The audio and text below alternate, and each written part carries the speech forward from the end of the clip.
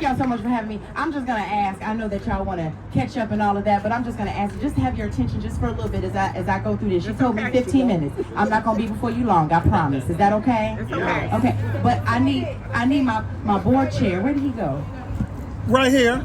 There you go. He said he was gonna hold the microphone for me. Come on up here, board chair. Everybody give Jamar Conley a hand. Yeah. Servant leadership. Okay, so before I begin, I want to invite us into a moment of reverence and readiness. A moment to center ourselves. Come on now, it's got to be serious. Put this down real quick. Take your tea down. Put your Kool-Aid down at the Juneteenth event. Amen. Thank you. Before I begin, I want to invite us into a moment of reverence and readiness. A moment to center ourselves in the weight and the wonder and the work of Juneteenth. Yeah. Juneteenth carries a sacred weight, a spiritual and ancestral, a freedom delayed, a justice denied, and a resilience unmatched. Dreams deferred and reborn, but an exhaustion that lives in our bones, but never breaks our spirits. That's right. Juneteenth is a wonder because it reminds us that even in the face of the unjust and cruel delay, dismissal, and denial, freedom and liberation is still finding its way, generation after generation, through passed down dreams and out loud courage and the will and innovation to keep building. It's the wonder of a people who refuse to be erased or ignored or beat down, who held fast to our humanity and believed even in the darkest hour that God would, and He has, and He will prepare a table in the presence of our enemies. The work of Juneteenth is not just a black responsibility, but it's a national reckoning. This isn't our fight to keep a waging alone. We built this country under the weight of slavery, abuse, and downright genocide. We carried the vision of freedom in our bloodlines while being denied our own humanity, and still we create joy in the midst of ruins. We build brilliance and vibrancy under pressure. I'm talking to my people. We create culture and movements and miracles with faith and family, creativity, innovation, and community. And now this administration. Woo, come on. And many of you Come on. have been given a convenience of retreat, the opportunity to opt out of justice, to call it divisive, to defund it quietly, to walk away because it got hard. But let me be clear. That's not our burden to carry anymore. You gave up on what makes this nation great, our diversity, our difference, our divine design. So no, I'm not protesting today. I'm not pleading. I'm not begging. And I'm not going to be performative with you. But I'm watching. Because this next chapter of justice, that's your work to do. I'm talking to the white folks now. Okay, y'all with me? Stay with me now. This is going to hurt a little bit. She says she's right here.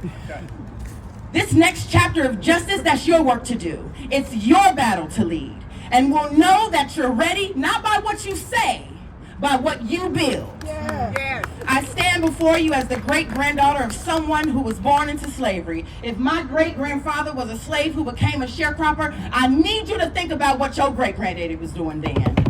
The granddaughter of a sharecropper who became a farmer and the daughter of a small business owner on the south side of Chicago. My mother recounts stories, both of riding on the cotton sack that her mother pulled through the fields, but she also remembers the scene of segregation that I often long for. She tells stories of drinking from the colored fountain, of being denied service at restaurants, of navigating a world that didn't see her full humanity, and somehow she did it with dignity and with grace and with fire. And then there's me. And I have my own stories of being told I'm too much, too angry, or that I don't understand when I challenge status quo systems that weren't built with me in mind. I remember being at school at Lawrence University. Don't get scared and walk away from me. Stay with me now. I remember being at school at Lawrence University in Appleton, Wisconsin, and spending time with my friend and her family in her hometown of Sheboygan, Wisconsin. And while out the mall to see a movie, a white girl reached out to touch my face. She had never seen a black person before and live and in person before, and she was stunned at how smooth my skin was. And as she rubbed my face, her friend played in my hair, played in my braids as if I was an animal showcased at a petting zoo. I couldn't process what was happening to me in that moment. I froze, not out of fear, but from a kind of emotional disorientation.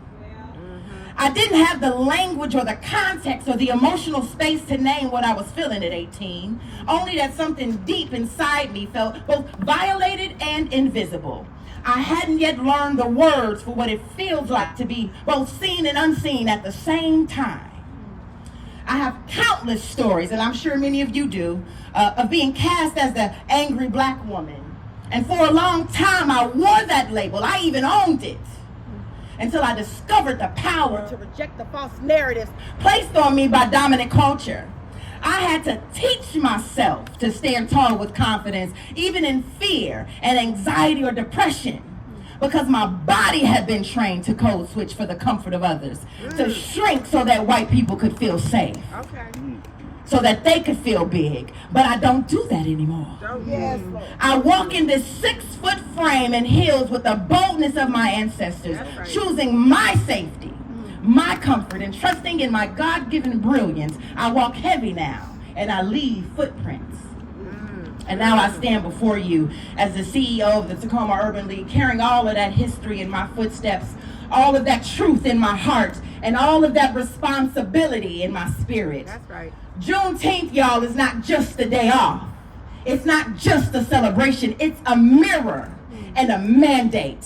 A mirror that asks us, thank you, Mommy. A mirror that asks us, how far have we come? And a mandate that demands, what will you do next? What are you willing to contribute?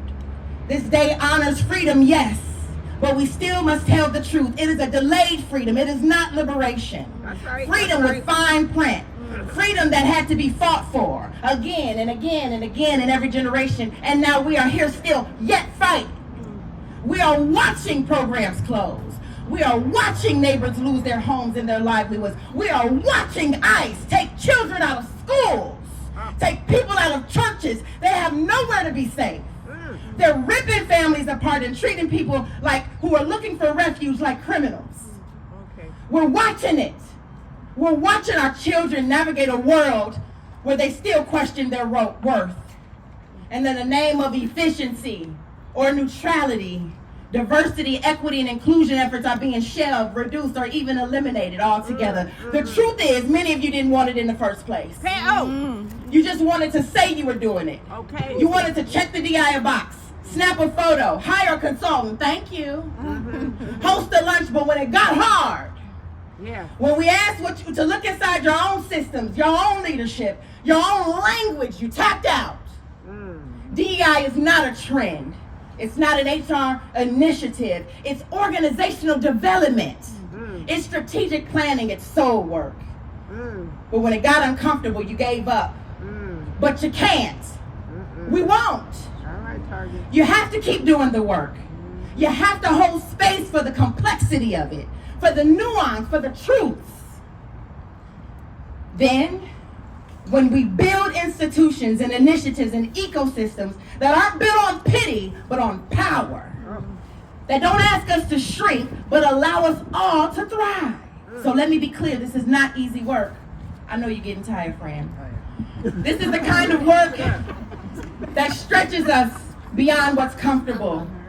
It asks us to lead differently, to trust differently, to resource differently. It asks us to be brave when the path forward is unclear. But Juneteenth reminds us that we come from people who made a way out of no way. That's right. That we've always organized, imagined, and created against the odds, across generations, and often in silence.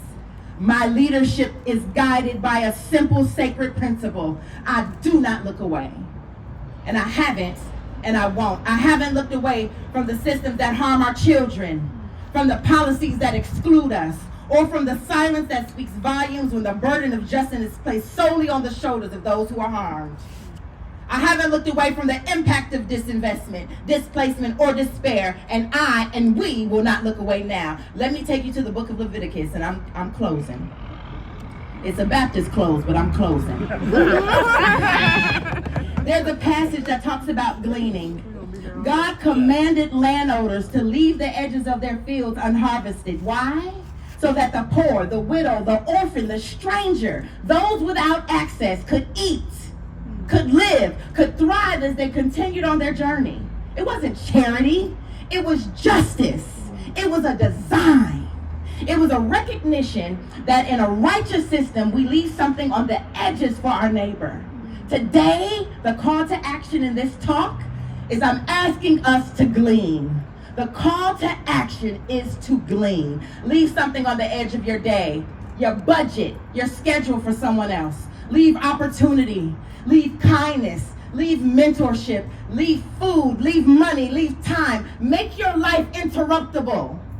Make your purpose collective, because this administration does not care about any of us, but we can care for each other. I heard a bishop say at a conference on hunger that the issue is not that we do not have enough food. The issue is that we do not have enough love. We have to create our own safety nets, our own partnerships, our own solutions.